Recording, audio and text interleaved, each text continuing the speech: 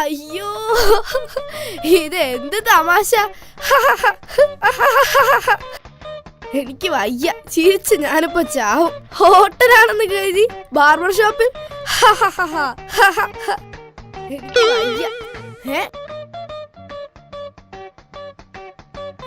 അത്രയ്ക്കായോ? ടിൻഡുവിന്റെ ചായ കുടിക്കാൻ മാത്രം ധൈര്യമുള്ള പല്ലിയോ? എന്നാൽ അതൊന്നും അറിയണല്ലോ. തുപ്പടാ. എടാ തുപ്പാൻ. കുടിച്ച ചായ മര്യാദക്ക് തുപ്പാനാ പറഞ്ഞത്. തുപ്പ്. വേണ്ട, ടിൻഡുവിനോട് കളിക്കല്ലേ. എന്താ മോനെ പ്രശ്നം? അച്ഛാ, ഈ പല്ലി എന്റെ ചായ കുടിച്ചു. പല്ലി ചായ കുടിക്കേ? എടാ, അത് പല്ലി ചായയിൽ വീണതാ, അതിന് കുടിക്കണ്ട, കളഞ്ഞേക്ക്. അപ്പൊ ഈ പല്ലി ഞാൻ വെറുതെ വിടണമെന്നാണോ അച്ഛൻ പറയുന്നത്? പോടാ, പോയി ജീവിക്ക്. ഈ ടിൻഡുവിനെ ഉപദ്രവിച്ചിട്ട് കൊല്ലാതെ വിടുന്ന ആദ്യത്തെ ജീവിയായിരിക്കും നീ.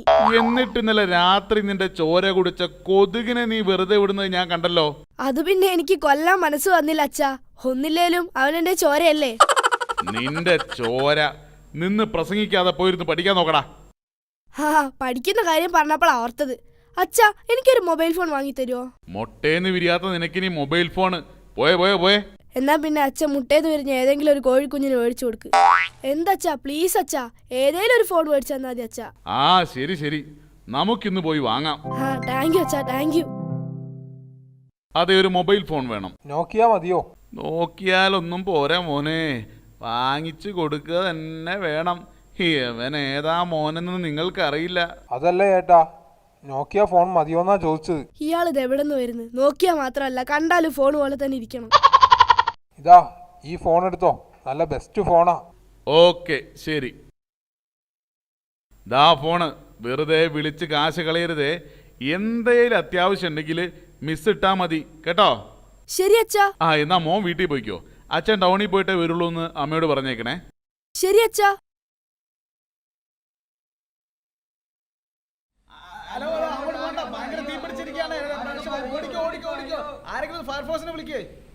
ചേട്ടാ, ഞാൻ ഫയർഫോഴ്സിന്റെ വിവരം അറിയിച്ചിട്ടുണ്ട്. ഇപ്പൊ വരുമായിരിക്കും. അയ്യോ, ഫയർഫോഴ്സുകാർ ഇതുവരെ വന്നില്ലേ? ആ കുട്ടിയാ വിവരം അറിയിച്ചെന്ന് പറഞ്ഞത്. ഒന്ന് ചോദിച്ചേ, മോനെ ഇവിടെ തീ പിടിച്ച കാര്യം നീ ഫയർഫോഴ്സിനെ വിളിച്ച് അറിയിച്ചതല്ലേ? ഞാൻ നേരത്തെ തന്നെ മിസ് കോൾ ഇട്ടതാ. മിസ് കോളോ? അതെ, അച്ഛൻ പറഞ്ഞിട്ടുണ്ട് എന്തേലും. തലയിൽ ആപ്പിൾ വീണപ്പോൾ ന്യൂട്ടൺ ഗുരുത്വാകർഷണ ബലം കണ്ടുപിടിച്ചു. തലയിൽ ആപ്പിൾ വീണപ്പോൾ ന്യൂട്ടൺ ഗുരുത്വാകർഷണ ബലം കണ്ടുപിടിച്ചു. തലയിൽ ആപ്പിൾ വീണപ്പോൾ ന്യൂട്ടൺ ഗുരുത്വാകർഷണ ബലം കണ്ടുപിടിച്ചു. ചക്ക വീഴാഞ്ഞത് ഭാഗ്യം. തലയിൽ ആപ്പിൾ വീണപ്പോൾ ന്യൂട്ടൺ ഗുരുത്വാകർഷണ ബലം കണ്ടുപിടിച്ചു. തലയിൽ ആപ്പിൾ വീണപ്പോൾ ന്യൂട്ടൺ ഗുരുത്വാകർഷണ ബലം കണ്ടുപിടിച്ചു. മോനെ, നിനക്ക് എന്തു പറ്റി? അച്ഛാ, ഞാൻ പഠിക്കാച്ചാ. നീ ഇത്ര പെട്ടെന്ന് നന്നായോ? നീ ശരിക്കും പഠിക്കുക തന്നെയല്ലേ? അതെച്ചാ, ഞാനിപ്പോ ശരിക്കും നന്നായി. ഇന്നലെ സുരേഷ് എന്നെ തെറി വിളിച്ചിട്ട് ഞാൻ തിരിച്ചൊരക്ഷരം പോലും മിണ്ടിയില്ല. ഇനി എന്തേലും പറഞ്ഞാ അടിക്കൂന്ന് പറഞ്ഞിട്ടുണ്ട്. മിടുക്കൻ. എന്റെ പൊന്നുമോൻ തിരിച്ചു തല്ലാനൊന്നും പോണ്ട, മാഷിനോട് പറഞ്ഞാ മതി കേട്ടോ. മാഷ് തന്നെ ഈ സുരേഷ്. അച്ഛാ, എനിക്കൊരു 100 രൂപ വേണം. ടെക്സ്റ്റ് ബുക്ക് വാങ്ങാനാ. കഴിഞ്ഞ ആഴ്ചയല്ലേ നീ ബുക്ക് വാങ്ങാനെന്ന് പറഞ്ഞ് ഒരു 150 രൂപ എന്റെ അടുത്ത് വാങ്ങിയത്?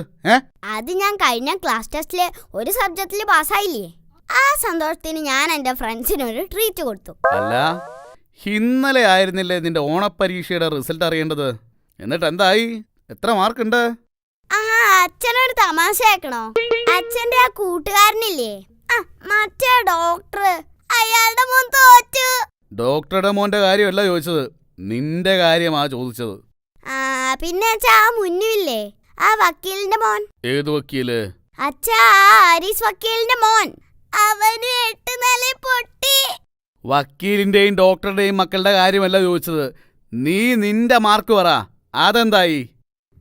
വക്കീലിന്റെയും ഡോക്ടറുടെയും കുട്ടികൾ വരെ തോറ്റു. പിന്നെ ഞാൻ മാത്രം പാസ്സാവാൻ അച്ഛനെന്താ അമേരിക്കൻ പ്രസിഡന്റാ? കാണട്ടെ നിന്റെ പ്രോഗ്രസ് റിപ്പോർട്ട്. ചുരുക്കി പറഞ്ഞ എല്ലാത്തിനും ചുവപ്പ് വരെ ആയിരിക്കും അല്ലേ? എല്ലാത്തിനും ചുവപ്പ് വരെ ഒന്നുമില്ല, ഒന്നിന് മാത്രം. ഒരൊറ്റ വിഷയത്തിനെ ചുവപ്പ് വരെയുള്ളൂ? മിടുക്കൻ. അതല്ല, ഒന്നിന് മാത്രം ചുവപ്പ് വരെ കിട്ടിയില്ല എന്ന് പറയായിരുന്നു. അതേത് വിഷയത്തിനാ? ഇംഗ്ലീഷിനാണോ? അല്ല. പിന്നെ മലയാളം? അല്ലേ അല്ല. എന്നാ പിന്നെ ഹിന്ദി ആയിരിക്കും. ഹിന്ദിയുമല്ല. പിന്നെ ഏതിനാടാ? ടോട്ടലിന് മാത്രം ചുവപ്പ് വരെയില്ല. 5 സബ്ജക്റ്റിനും കൂടി 45 മാർക്ക്. നാണമില്ലേ? ആ പ്രോഗ്രസ് റിപ്പോർട്ട് ഒപ്പിടുന്നത് ആലോചിച്ചിട്ട് തന്നെ എനിക്ക് നാണമാകുന്നു. അച്ഛന് വിഷമമുണ്ടെങ്കിൽ അച്ഛൻ്റെ ഒപ്പം ഞാൻ ഇട്ടോളാം. എനിക്കങ്ങനെ വലിപ്പ ചെറുപ്പമൊന്നുമില്ല. അയ്യോ വേണ്ട, അച്ഛൻ്റെ പൊന്നുമോൻ അത്രയ്ക്കങ്ങ് കടന്ന് ചിന്തിക്കണ്ട. ഇവിടെ കാട്, ഞാൻ ഒപ്പിട്ട് തരാം. അത് പിന്നെ അതിപ്പം കയ്യിലില്ല, നാളെ തരാം. Progress card കയ്യിലില്ലെന്നോ? കാർഡ് പിന്നെ എവിടെ പാടാ? ആ പ്രോഗ്രസ് കാർഡ് ഞാൻ ചിഞ്ചുവിന് കൊടുത്തതാ. അത് കാട്ടി അവന് അവന്റെ അച്ഛനെ പേടിപ്പിക്കാനാണ് പോലും.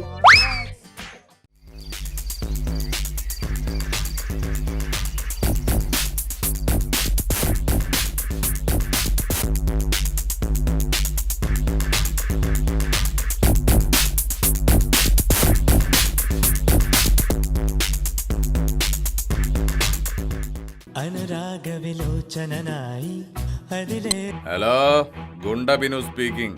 കൈവെട്ട് കാൽവെട്ട് എല്ലൊടിക്കൽ ഏത് വേണമെങ്കിലും പറഞ്ഞോ. അതെ, 2 കാലൊടിക്കുന്ന കൊട്ടേഷന് ഒരു കൈ ഫ്രീ ആയി ഒഴിച്ചു കൊടുക്കും. തട്ടിക്കൊണ്ടുപോയി പെരുമാറുന്നതിന് 999 ഓൺലി. ഗുണ്ടബിനുവാ പറയുന്നത്, ഗുണ്ടബിനു. 10 ആള് വന്നാ പുല്ല. ഗുണ്ടബിനുവിന് പുല്ല്. Sorry darling.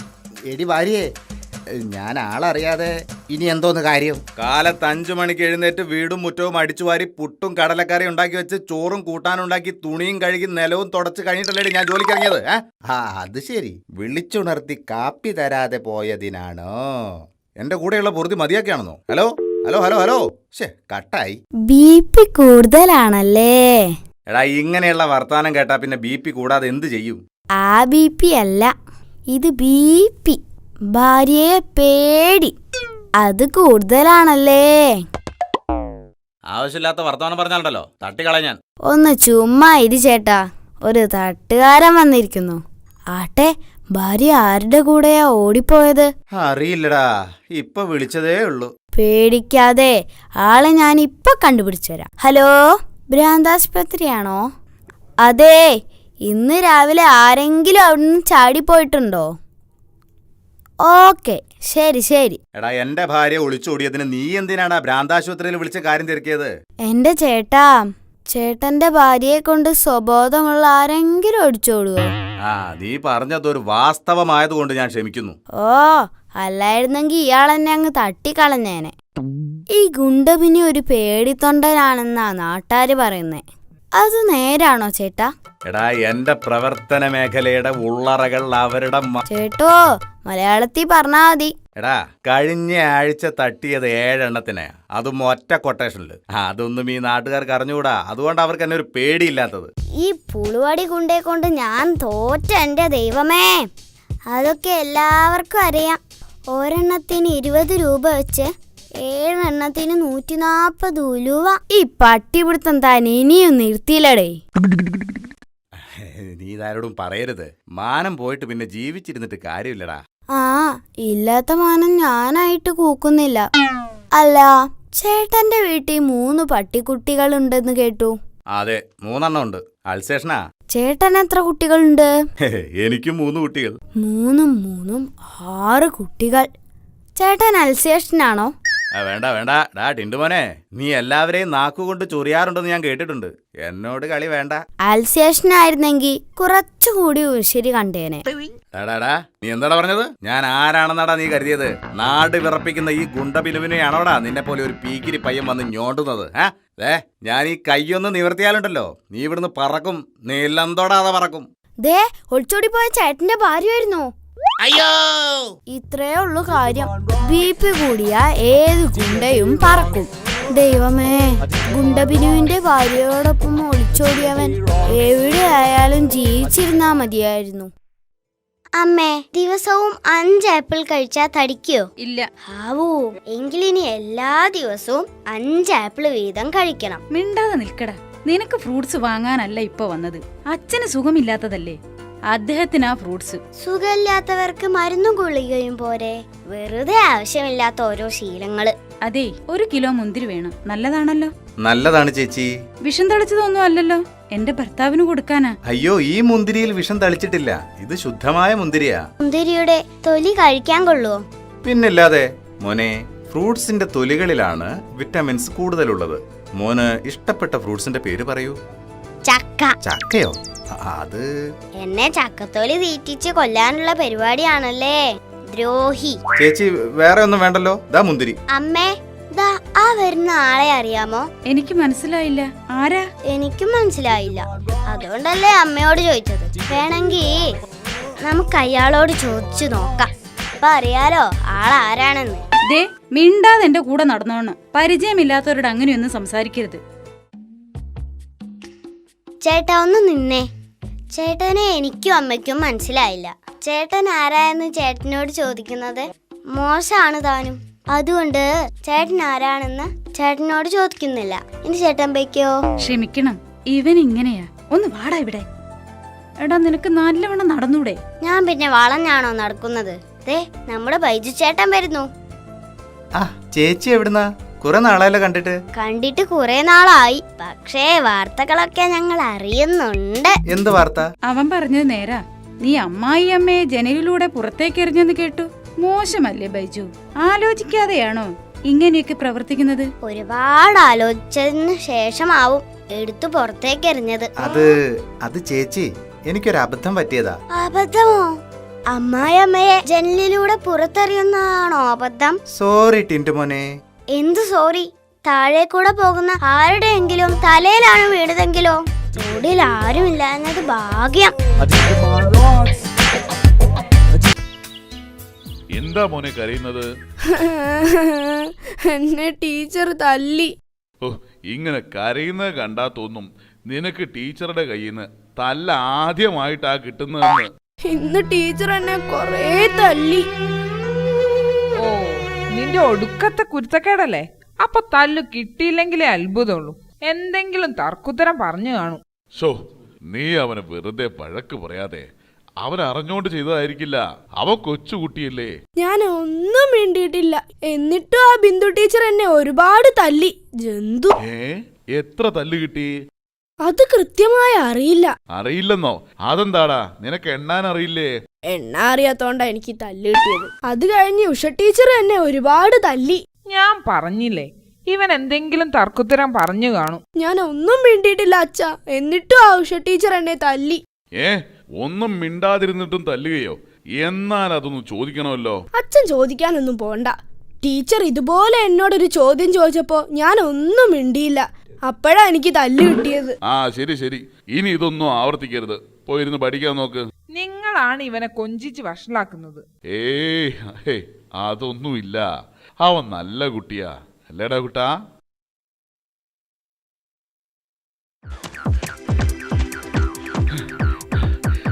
ചേട്ടാ, ആകെ പ്രശ്നമായി. എന്താ ബാബു കാര്യം?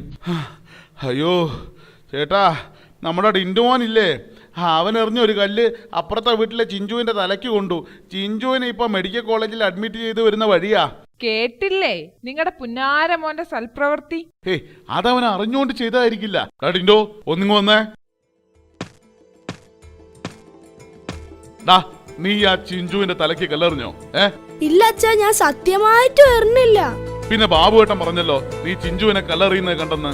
അയ്യോ അച്ഛാ, ഞാൻ സത്യമായിട്ടും ചിഞ്ചുവിനെ എറിഞ്ഞതല്ല. ഞാൻ പറഞ്ഞില്ലേ, അവൻ വല്ല മാങ്ങയ്ക്ക് മുറിഞ്ഞതായിരിക്കും. മാങ്ങയ്ക്കൊന്നുമല്ല. ഞാൻ എന്റെ ക്ലാസ് ടീച്ചറിന്റെ തലയ്ക്ക് ഉന്നം വെച്ച് എറിഞ്ഞതാ. അത് മാറിക്കൊണ്ടതാ.